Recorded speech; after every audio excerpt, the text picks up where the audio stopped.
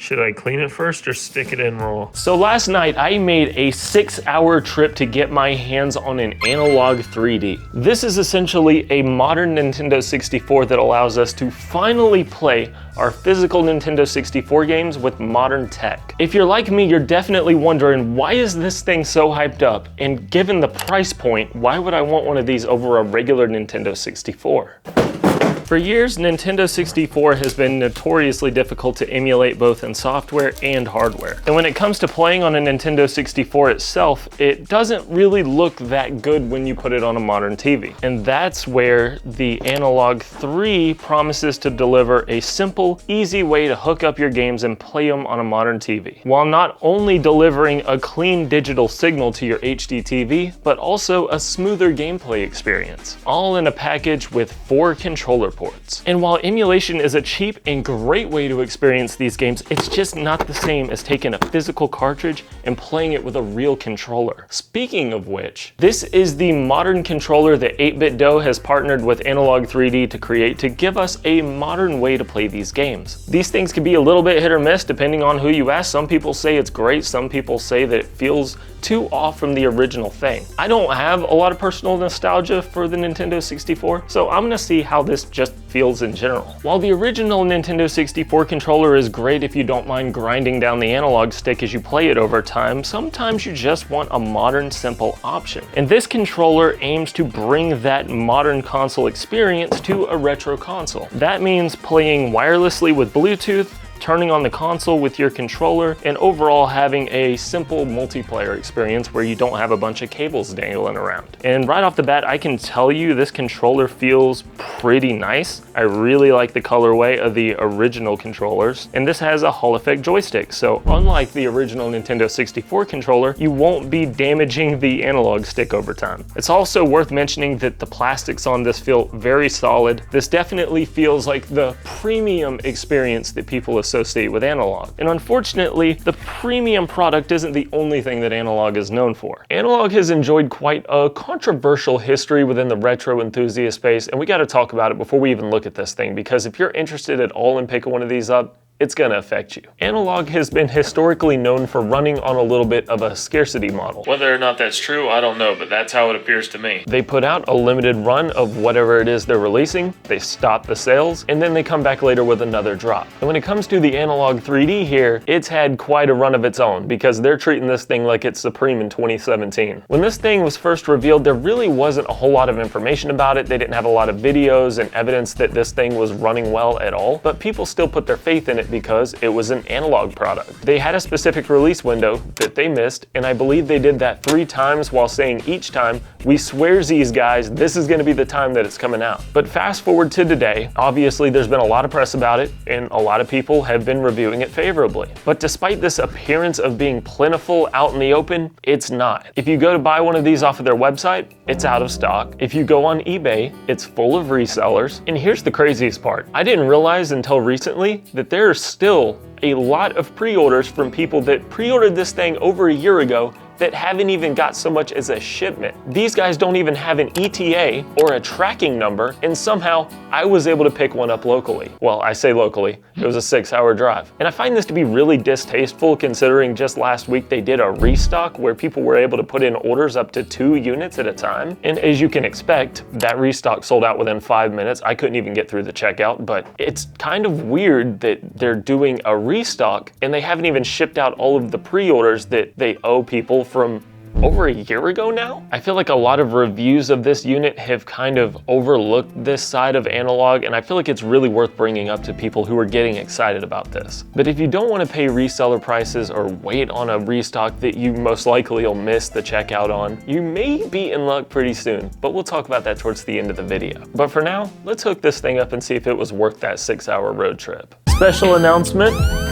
Like and subscribe for more trash.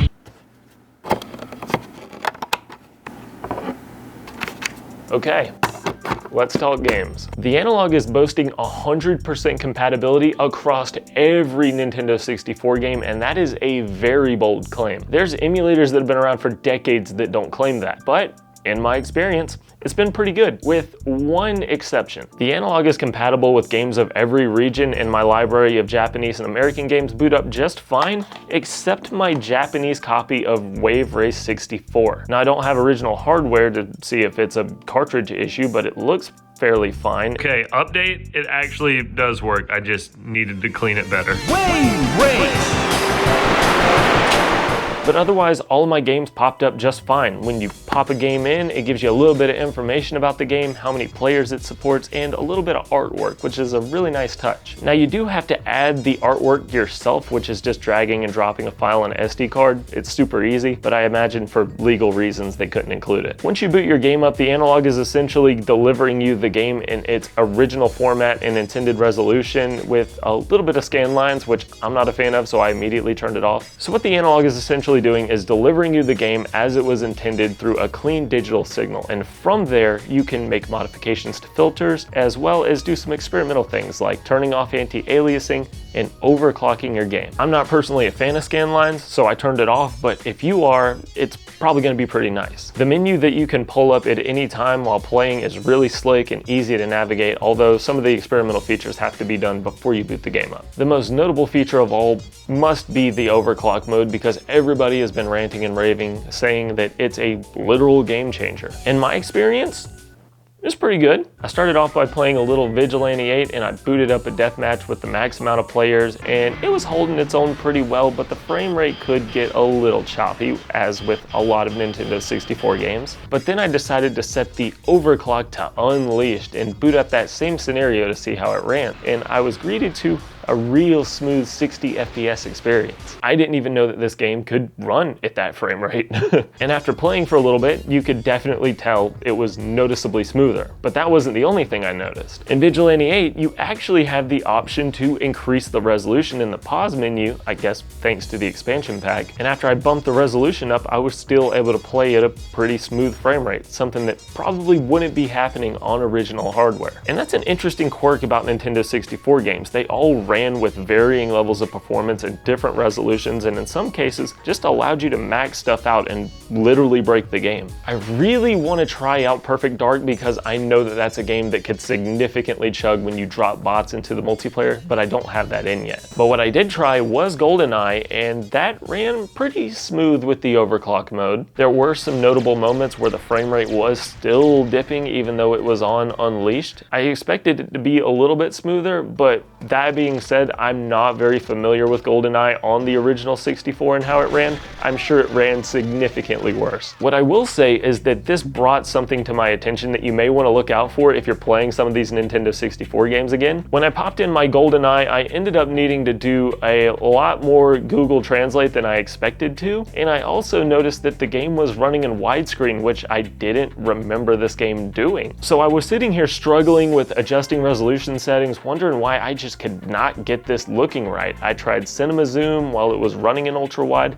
and that was okay for filling out the screen, but it looked really pixelated. And then I finally realized that I wasn't running the game in the normal aspect ratio, which you can change in the game settings. So you have the system settings where you can change the game's aspect ratio, but then on a game level, it has its own internal resolution changing things. And again, that's just a weird quirk that you gotta be mindful of when you're playing these Nintendo 64 games.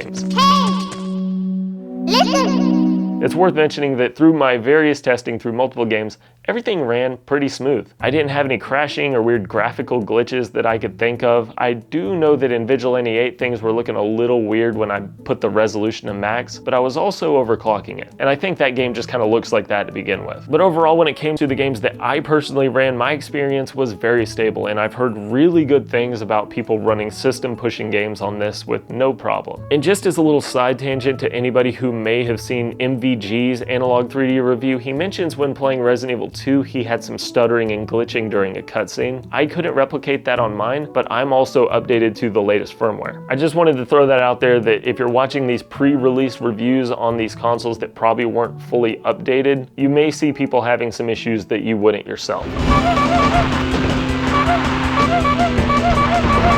While we're talking about things working, I've seen that apparently EverDrive 64s have been updated to work with the Analogue 3D, which is great. I'm also currently waiting on my summer cart to get in here so I can test out some ROM hacks and some other things, as well as an adapter to finally get some use out of my Nintendo Switch Online 64 controller, which I've been hearing various things about working and not working, so we're gonna find out that later. To circle back to the subject of controllers, my experience with the 8-bit Do has been pretty good. I will say that the analog stick seems to have a pretty short throw and it's very sensitive. The overall experience has been pretty good, but I did notice when trying to make some really slight, precise movements or navigate a menu, it could be pretty sensitive. Overall though, I would say if I got this console without the controller, I would feel like I'm missing something. It is really nice to be able to access menus with the dedicated menu button and change things like rumble pack and controller pack on the fly. Yeah, keep in mind that some Nintendo 64 games save data to the cartridge and some require a memory card, so you have to put the console in memory pack mode, and then you can switch back to rumble pack so you can have vibration. Overall, I would say the controller is almost essential if you're just trying to have a slick, modern experience with this console. And I guess that brings us to the big question. Who is this for, and is it even worth all the hype and praise it's been getting? In my opinion, the Analogue 3D is for somebody that wants to experience the Nintendo 64 library in an authentic way with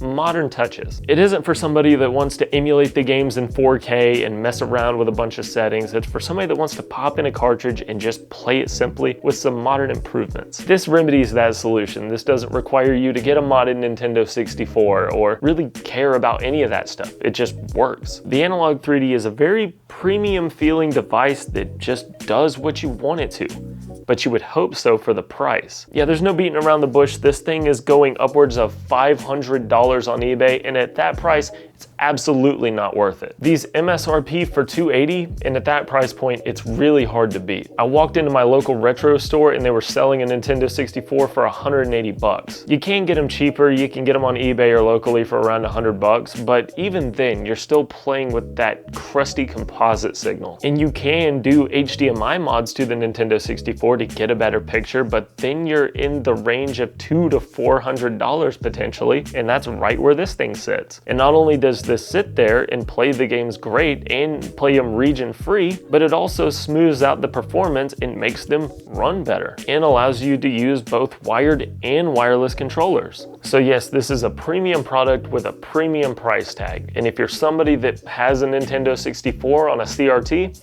you probably don't need this. But if you're somebody that wants to play your Nintendo 64 games on a modern TV, or you're even somebody that captures gameplay, this thing is really hard to beat. But that doesn't mean it's impossible to beat. See, while this thing is in limited supply, there is another little company that goes by Mod Retro that's making their own Nintendo 64 console. At the time of recording this video, they're going to be doing the reveal of the M64 tomorrow, and not only is that going to come at $200 flat, it's going to be open source and potentially support more cores to play more than Nintendo 64 games. The founder of Mod Retro is actually really active on social media and in the Analogue 3D Facebook group. He's claiming that the M64 is going to do everything the Analogue does better in every measurable way, while also coming in at $200. And if their track record with their chromatic system is anything to go by, this one may actually be plentifully in stock. If you're interested in the Analogue and you're really about to pull the trigger, I would highly encourage you to at least see what this one has to offer. Otherwise, that's my thoughts on the Analogue 3D as of right now until my Bluetooth adapter and flash card come in, and then we'll test those out. So if you want to know what my experience is with those on this console, be sure to stick around because we'll be checking that out soon. Otherwise, let me know your thoughts on this thing and whether or not you think it's worth the price tag, and hopefully I'll see you on the next one.